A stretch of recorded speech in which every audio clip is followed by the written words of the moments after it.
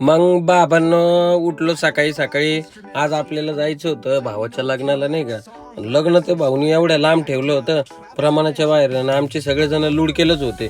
लग्न होतं आज संभाजीनगरला आणि काही काही तर बिना चड्डीचे काही काही जण तर गोधडीमध्येच झोपले होते. मग सगळ्यांनी पटापट फायनली रपसप आवरून घेतलं कारण गाडी आपली तर 6:30 वाजताच गाडी आली होती. टेम्पो ट्रॅव्हल होता नाही का.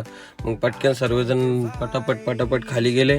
त्यानंतर आपलं अनिकेत पण होता. अनिकेत तर काय तो पागल आहे, त्याचा विषय सोडून द्या. काही येडेचाळी करत राहतो काही ना काही, कधी टकलं तर कधी काय तर कधी काय पागल पोर काय सर्वजण गाडीत बसलो. गरम तर एवढं डेंजर होत होतं प्रमाणाच्या बाहेर. मग मी काय तुमचा भाऊ तर डायरेक्ट एकदम टी शर्ट काढूनच बसला होता.